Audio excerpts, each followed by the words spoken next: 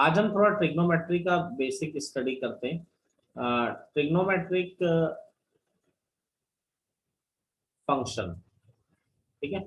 तो इसमें सबसे पहले हमारे सामने एक वर्ड आ रहा है फंक्शन। तो मैं फंक्शन का थोड़ा बहुत आपको बता देता हूँ कि फंक्शन क्या होता है। बाकी जब फंक्शन स्टार्ट करेंगे तो हम बताएंगे। देखिए, फंक्शन को समझने के लिए आप बहुत ही सिंपल तरीके से भी आप समझ सकते हैं कि फंक्शन होता क्या है। मैंने सब बच्चों को बताया हुआ है। मान लीजिए ये एक मशीन है। यहां से इस मशीन में हम इनपुट डालते हैं और यहां से इस मशीन में से आउटपुट निकलता है।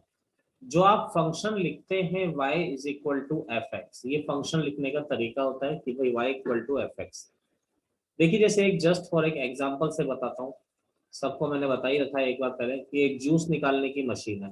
तो इसका काम क्या है? जूस निकालना।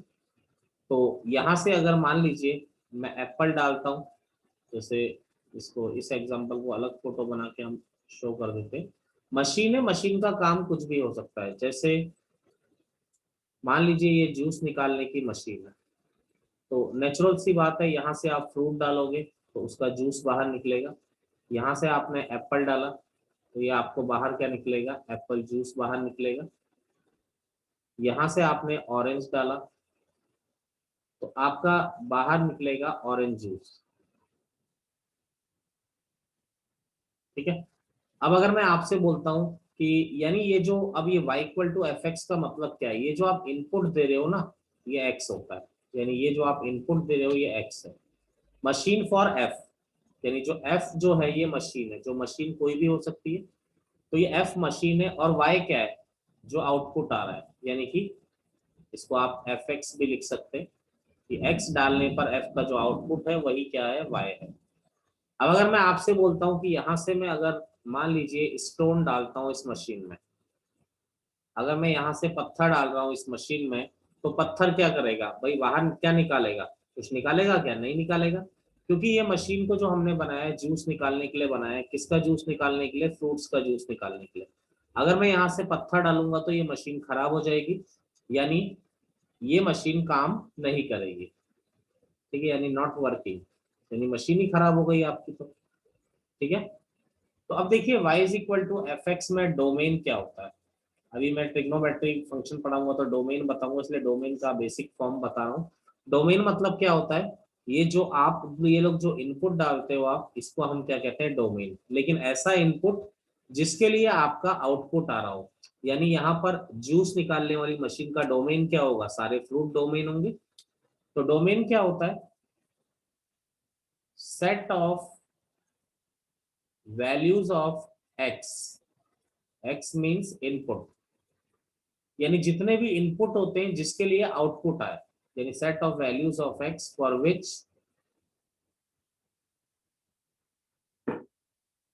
विच function is defined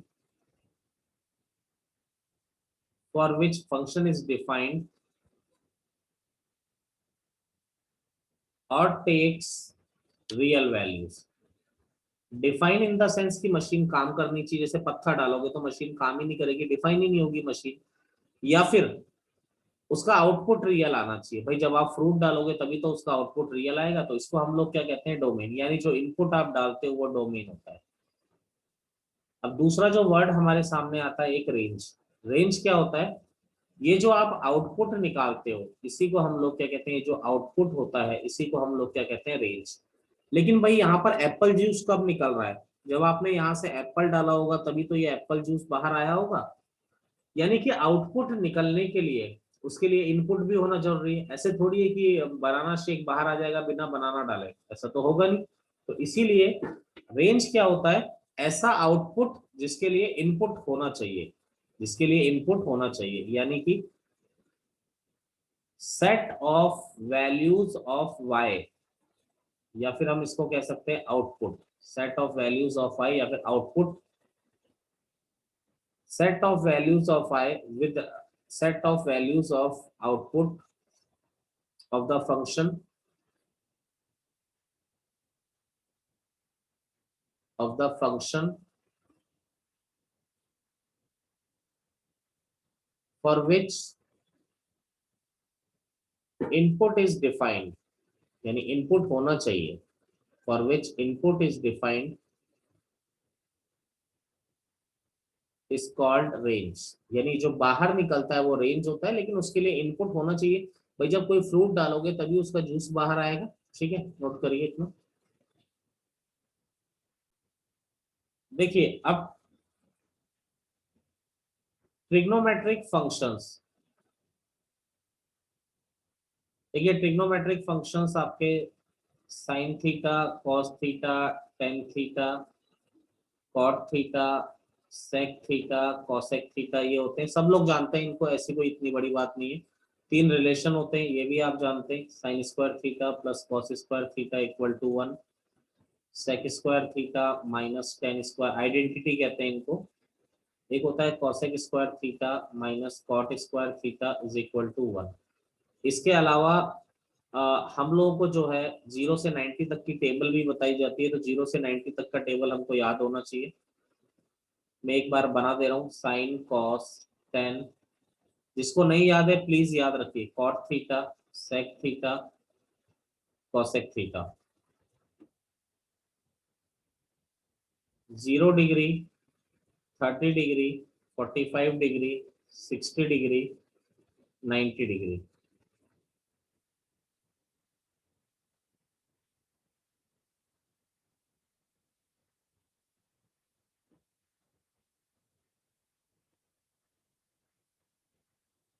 sign 0 degree 0 होता है, 30 डिग्री 1/2 होता है, 45 डिग्री 1/√2, 60 डिग्री √3/2, साइन 91, ये हो जाता है 1, ये √3/2, ये 1/√2, ये 1/2, ये 0। टेन थीटा हो जाता है साइन अपॉन कॉस 0/1 0, ये 1/√3, ये 1, ये √3, 1/0 नॉट डिफाइंड, क्योंकि 0 नीचे आ रहा है तो क्या होता है इन्फिनिटी, इधर हो जाता है इन्फिनिटी नॉट डिफाइंड, ये होता है √3, ये 1, ये 1/√3 और ये 0। सेक थीटा हो जाता है कॉस का रेसिप्रोकल, तो 1 का रेसिप्रोकल 1, ये 2/√3, ये √2, ये 2, 1/0 क्या हो गया इन्फिनिटी हो गया, यानी नॉट डिफाइंड। यहाँ पर इन्फिनिटी यानी नॉट डिफाइंड, ये 2, √2, 2/√3 और ये 1। नोट करना चाहते हैं, हटा दें इनको।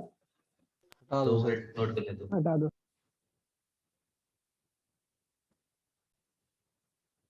देखिए बाकी तो सुबह हम पढ़ते रहेंगे तो सब चीजें डिटेल में सीख ही जाओगे। Sine A plus minus B is equal to sine A cos B plus minus cos A sine B.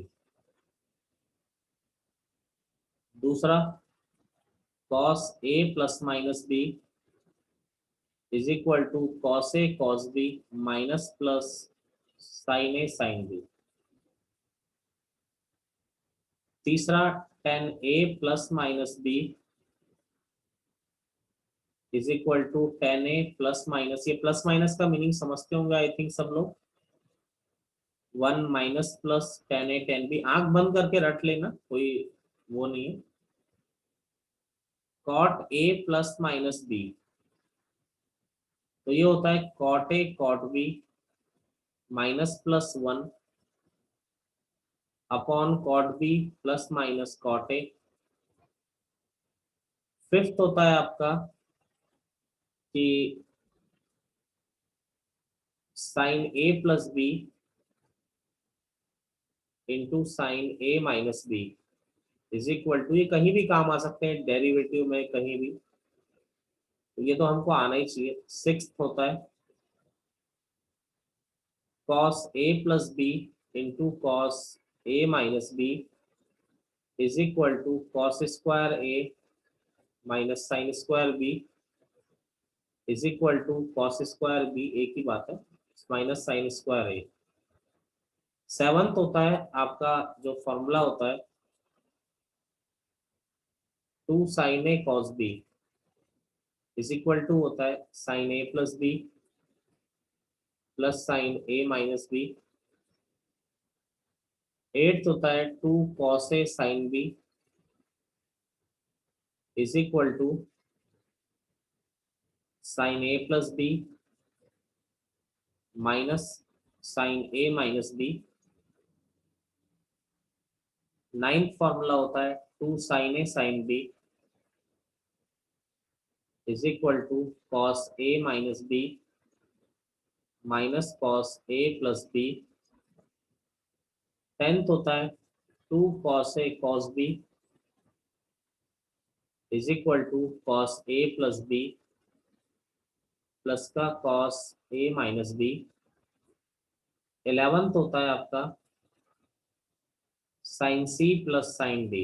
ये होता है 2 sign C plus D by two cos C minus D by to.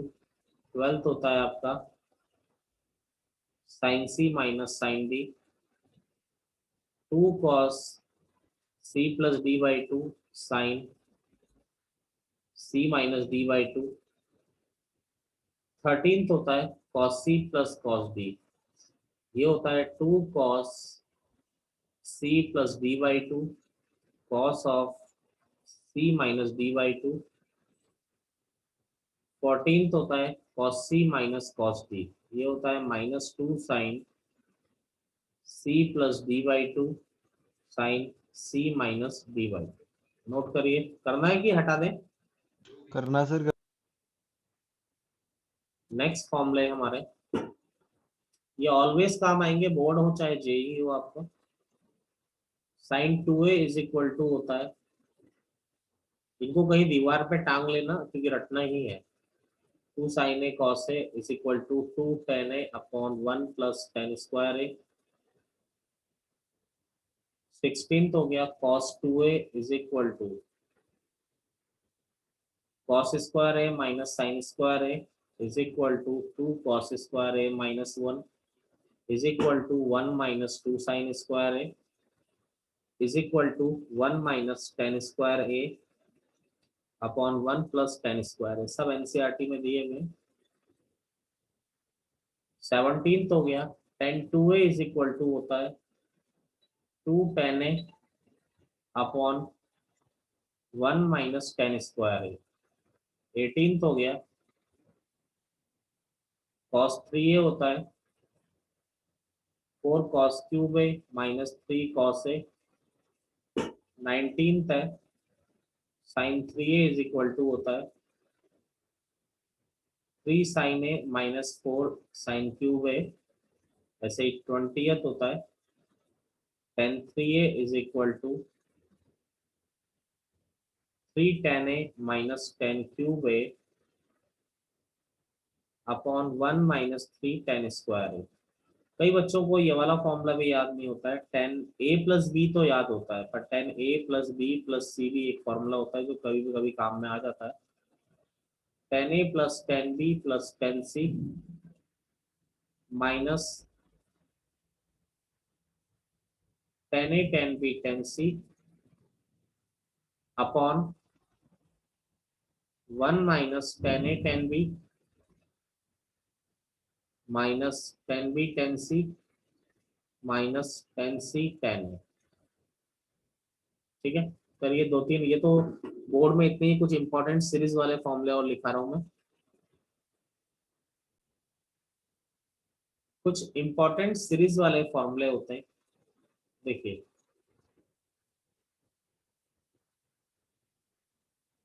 एक होता है आपका cos a। सर 22nd है formula. अच्छा 22nd। cos a into cos 2a into cos 2 की पावर बढ़ती जा रही है, 2 का स्क्वायर है इंटू cos 2 का क्यूब है अप टू n टर्म्स तक।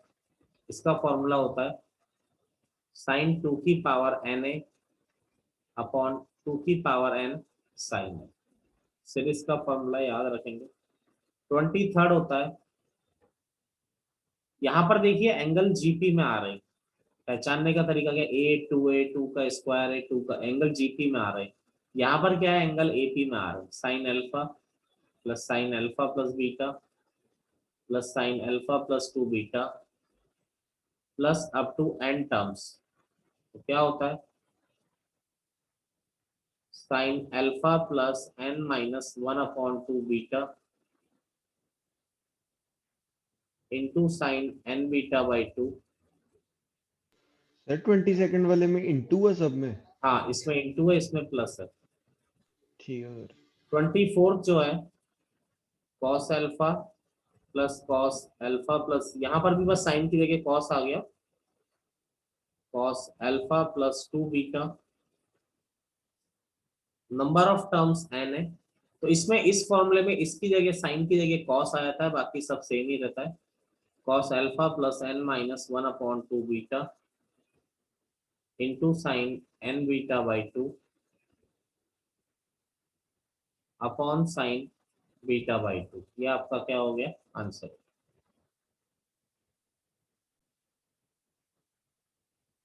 अब देखिए, आप लोगों को इस तरह की वैल्यू निकालनी आती है, जैसे साइन 120 डिग्री है तो हम कैसे निकालते हैं, 90 प्लस 30, 90 पे साइन का कॉस हो जाता है और 30 डिग्री, और कॉस 30 डिग्री हो जाता है √3/2। आप लोग कंफर्टेबल है इस तरह के क्वेश्चंस में? Yes sir. सारे बच्चे यस सर। कंफर्टेबल है? Yes sir. ठीक है, ठीक है। अब देखिए एंगल्स का जो मेजरमेंट होता है, सबसे पहली चीज तो मैं एक बार ये याद दिला दूं, क्योंकि एंगल्स का जो मेजरमेंट होता है एक तो होता है डिग्री में, एक होता है आपका रेडियन में। ठीक है, हमें मोस्टली रेडियन सिस्टम यूज करना होता है तो एंगल ही, एंगल को मेजर करने के दो तरीके हो गए। वैसे तो एक और तरीका होता है ग्रेड सिस्टम, पर वो आपको कहीं दिखेगा नहीं। ठीक है, तो इसलिए उसकी कोई जरूरत नहीं है। अब देखिए इन दोनों में रिलेशन क्या होता है, डिग्री और रेडियन में रिलेशन क्या होता है। तो अब जो इंटरनेशनल सिस्टम होता है वो रेडियन, इंग्लिश सिस्टम जो होता है वो रेडियन होता है, तो आपको रेडियन में ज्यादा यूज करना आना चाहिए। तो मैं रिलेशन बता देता हूँ। रिलेशन होता है पाई रेडियन, जैसे आप डिग्री को ऐसा लिखते हो ना 30 डिग्री, ऊपर ये जीरो लगा के, तो यहाँ सी लगा के लिखते हैं pi radian is equal to, relation क्या होता है 180 डिग्री। यानी पाई रेडियन किसके इक्वल होता है आपका 180 डिग्री के इक्वल होता है। तो 180 को नीचे ले आए तो 1 डिग्री किसके बराबर हो गया, पाई अपॉन 180 रेडियन। यानी ये पाई अपॉन 180 रेडियन, दोनों तरफ x से मल्टीप्लाई कर दिया तो x डिग्री इक्वल टू क्या हो गया, x degree is equal to pi X upon 180 radian. तो डिग्री का रेडियन में आपको सब कुछ आना चाहिए। जैसे आपको लगता है कई बच्चों को, हमें डिग्री में याद करने की आदत है, अब डिग्री से हैबिट हटाइए, क्योंकि जेई मेन एडवांस या आगे कहीं भी पढ़ोगे बोर्ड में भी, तो आपको रेडियन सिस्टम की हैबिट होनी चाहिए। अब जैसे 30 डिग्री का वैल्यू निकालना है तो एक्स को 30 रख दिए इसी इक्वेशन में, तो 30 डिग्री कितना हो गया, पाई इंटू 30 अपॉन 180, यानी कितना हो गया, ये पाई/6 हो गया। ऐसे अगर आपको 45 डिग्री का वैल्यू चाहिए तो x को 45 रख दिया इस इक्वेशन में, तो 45 degree is equal to pi into 45 upon 180, तो ये क्या हो गया पाई/4 हो गया। 60 डिग्री का वैल्यू चाहिए तो x को 60 रखा, तो पाई इंटू 60 अपॉन 180, यानी ये हो गया पाई/3 हो गया। 90 डिग्री का वैल्यू चाहिए तो x को 90 रखा, तो पाई इंटू 90 अपॉन 180, ये क्या बन गया आपका पाई/2 बन गया। ऐसे ही किसी का भी वैल्यू निकाल सकते हैं, जैसे आपको चाहिए 420 डिग्री का वैल्यू। ठीक है, तो x को 420 रख दिया, तो 420 degree is equal to pi into 420 upon 180। ठीक है, जीरो से जीरो कट गया, तो ये हो गया 6 से कैंसिल हो रहा है, तो 6 से 18 3 टाइम कैंसिल हो रहा है, और 42 कितने टाइम कैंसिल हो रहा है, 7 टाइम। तो 420 डिग्री कितना हो गया, 7 पाई/3 आपका हो गया। ठीक है, कोई डाउट है इसमें बताइए, anyone? No sir. No sir. जानते, नोट करना चाहे कर लीजिए। तो ग्राफ ऑफ ट्रिग्नोमेट्रिक रेशियो, तो सबसे पहला फर्स्ट ग्राफ हम लोग देख रहे हैं, y is equal to sine X का ग्राफ देख रहे हैं। ठीक है, तो देखिए किसी का भी ग्राफ बनाने का बेसिक तरीका आपको 10th क्लास में बताया जाता है। जैसे मान लीजिए इस लाइन का ग्राफ बनाना है, तो आपको एक सिंपल सी बात बताई जाती है कि आप टेबल बना लीजिए। बिल्कुल सही बताया जाता है, x को 0 रखा y 4 आ गया, इसको 4 रखा ये 0 आ गया, तो 2 पॉइंट आपको मिल गए। आपने दोनों पॉइंट को ज्वाइन कर दिया, ये लाइन का ग्राफ आ गया। तो हमेशा हम यहाँ पर भी क्या करते हैं, किसी का भी ग्राफ बनाने के लिए हम लोग इसी तरह की पॉसिबिलिटी को हम लोग यूज करते हैं। तो देखिए यहाँ पर मैं ग्राफ बनाता हूँ। अब देखिए एक समस्या मेरे सामने जो आती है कि भाई x का वैल्यू, ये यही देखिए ये ऐसी चीजें हैं भाई। आपने यहाँ पर कौन सी मशीन रखी है, साइन एक्स मशीन रखी है, सिंपल सी बात। यहाँ से आप अंदर डालेंगे एंगल को, यहाँ से रियल नंबर बाहर निकलेगा। जैसे अब नंबर लाइन पे मैं लगाऊं तो ये 30 डिग्री, फिर ये 45 डिग्री, ये 60 डिग्री, ये 90 डिग्री। हमने दिमाग में याद रखा एंगल ऐसे होते, ये मत लिखिएगा कभी भी। रीजन क्या है, ये एक्स एक्सिस है, एक्स एक्सिस पर केवल कौन से नंबर लाई करते हैं, रियल नंबर लाई करते हैं।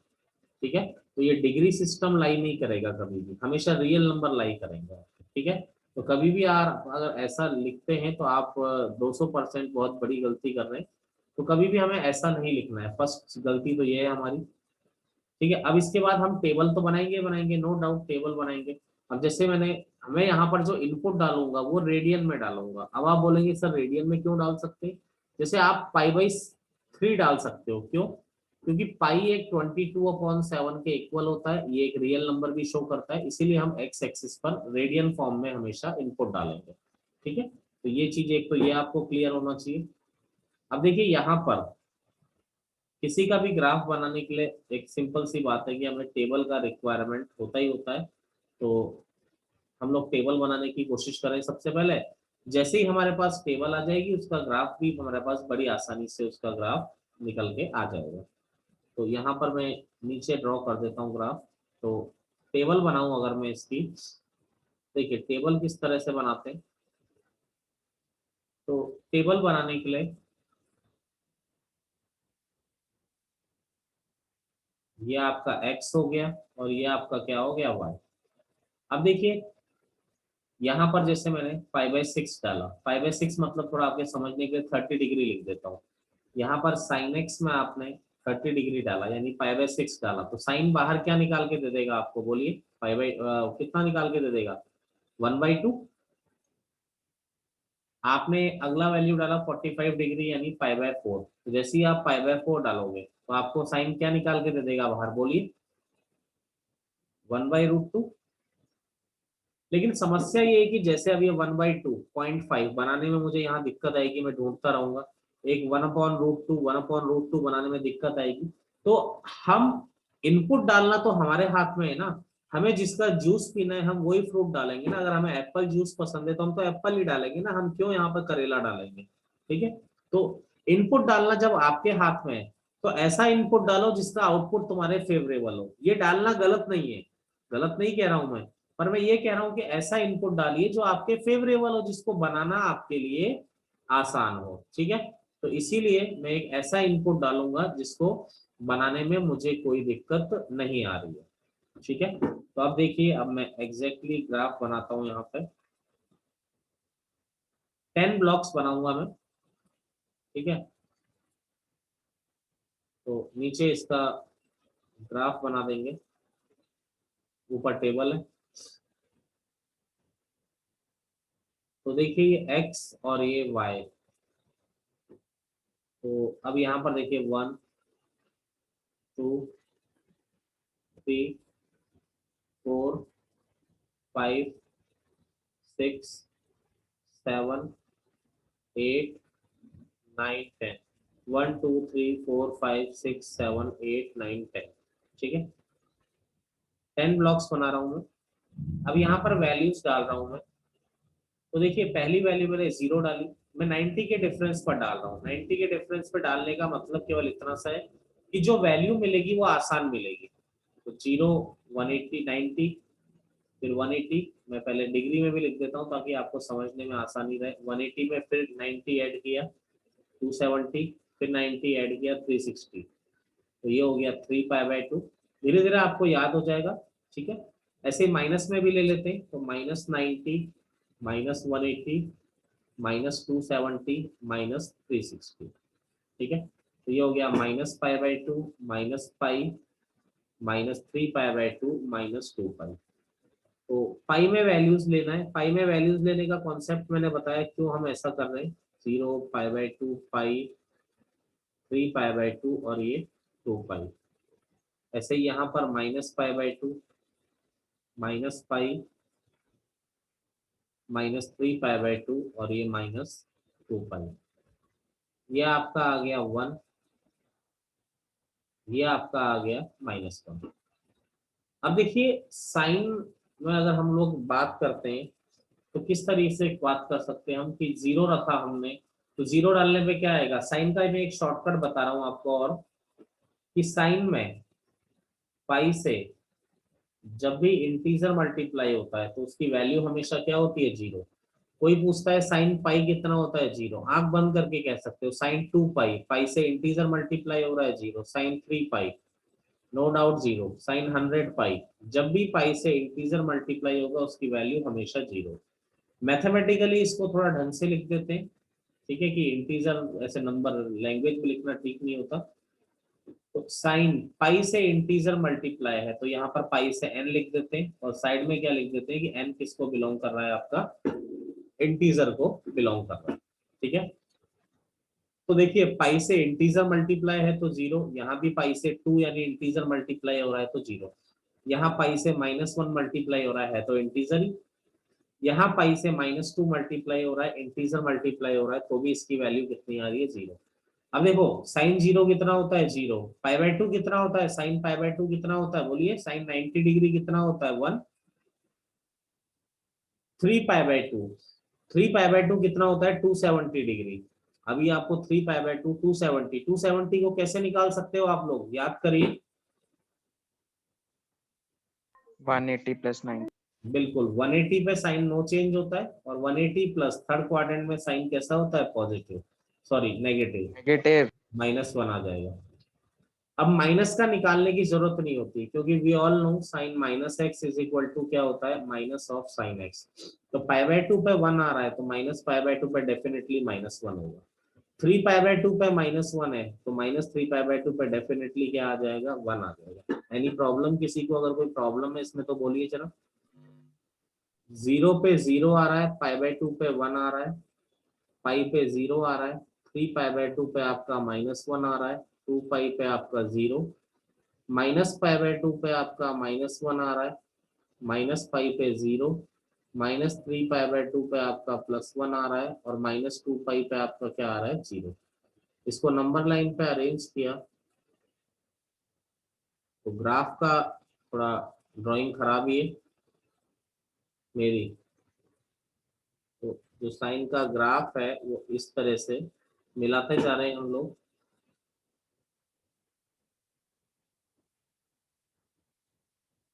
ठीक है, तो इस तरह से साइन का ग्राफ, पहाड़ नहीं बनाने, यूं करके पहाड़ नहीं बनाने, ठीक है, वेव फॉर्म में बनाना है। तो ये आपका साइन का ग्राफ आ गया, बनाइए इसको। ये साइन एक्स का ग्राफ हमने बना रखा है। आप जरा ग्राफ को ध्यान से देखिए कि ग्राफ क्या कभी भी 1 से ऊपर बढ़ रहा है, क्या नहीं बढ़ रहा, क्या ग्राफ कभी भी क्या -1 से नीचे जा रहा है, क्या नहीं जा रहा है। यानी ग्राफ को अगर मैं आगे भी बढ़ाऊंगा, यानी ग्राफ को अगर मैं आगे भी बढ़ाता हूं तो भी इसका शेप अनचेंज रहता है, ग्राफ ऐसे ही आपका चलता जाएगा। इधर को भी अगर मैं आगे को बढ़ाऊंगा तो भी ग्राफ का शेप अनचेंज रहेगा, ग्राफ ऐसा का ऐसा ही चलता जाएगा। यानी कि हम ये देख पा रहे हैं कि सबसे पहले रेंज, रेंज मतलब क्या होता है कि फंक्शन कहां से कहां तक की वैल्यू ले सकता है। तो आप देखिए फंक्शन जो है कहां से कहां तक की वैल्यू ले पा रहा है आपका, -1 से 1 सर। बिल्कुल, ये कहां से कहां तक जा रहा है, मैक्सिमम 1 तक जा रहा है, और मिनिमम कहां तक जा रहा है, -1 तक। तो जो साइन एक्स है वो -1 से 1 तक जा रहा है, और यही इसकी क्या है, रेंज है। यानी साइन एक्स का जो मैक्सिमम वैल्यू है वो 1 है, और जो मिनिमम वैल्यू आ रहा है वो क्या आ रहा है, -1 आ रहा है। ठीक है, ये तो रेंज हो गया। अब देखिए डोमेन, अभी आपको दुनिया भर के फंक्शन के मैं डोमेन रेंज निकालना सिखाऊंगा। तो डोमेन क्या हुआ, डोमेन मतलब क्या होता है, तुम इनपुट डालने पर क्या आउटपुट आ रहा है। Real number. तो आप एक बात देखिए, आप यहाँ पर कुछ भी डालिए, आप कुछ भी डालिए, ग्राफ तो हमेशा कहाँ से कहाँ के बीच में आ रहा है, -1 से 1 के बीच में ही आ रहा है ना। आप जी बहुत सर। बड़ा नंबर डाल देंगे तो भी ग्राफ -1 से 1 के बीच में आएगा, आप बहुत छोटा नंबर डाल देंगे, यानी आप कुछ भी डालिए, ग्राफ की जो वैल्यू है वो -1 से 1 के बीच में ही आएगी। तो जो इसका डोमेन होता है वो क्या होता है, ऑल रियल नंबर हो जाते हैं। ऑल रियल नंबर यानी इसका डोमेन होता है -∞ से ∞। अब एक बात आप बताइए, क्या ये sin x का ग्राफ बंधा हुआ है -1 से 1 के बीच में? बोलिए। जी सर। Yes sir. तो जो भी चीज बंधी हुई होती है उसको हम लोग क्या कहते हैं, बाउंडेड फंक्शन। कभी कभी क्वेश्चन में बोल देता है कि if f is a bounded function, तो बाउंडेड का मतलब क्या हो गया, वो बंधा हुआ है, सीधी सी बात, दो फाइनाइट नंबर्स के बीच में बंधा हुआ है, तो उसी को हम लोग क्या कहते हैं, बाउंडेड फंक्शन। अब एक बात आप ध्यान दीजिए कि ये एक पीरियोडिक फंक्शन भी है। एक टॉपिक होता है, ये पीरियोडिक फंक्शन भी है। देखिए पीरियोडिक फंक्शन का मतलब क्या होता है, जैसे आपको फिजिक्स में यूज करते होंगे, पीरियोडिक फंक्शन का मतलब क्या है।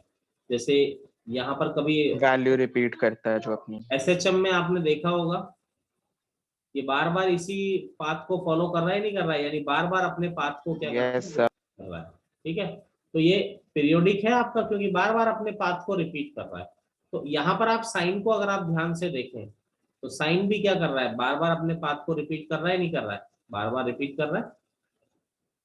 तो ऐसी कोई भी वैल्यू जो अपने पाथ को बार बार रिपीट करती है, उसी को हम लोग क्या कहते हैं, पीरियोडिक फंक्शन कहते हैं। और दूसरी बात, ये कॉन्टिन्यूअस भी है। 12th में पूरा चैप्टर है कॉन्टिन्यूटी। कॉन्टिन्यूअस क्यों है, क्योंकि कहीं पर ये ब्रेक नहीं हुआ, हमेशा देखिए ग्राफ लगातार चल रहा है, कहीं पर भी ये ब्रेक ही नहीं हो रहा है, तो ये क्या है, आपका कॉन्टिन्यूअस फंक्शन है। ठीक है, नोट करिए।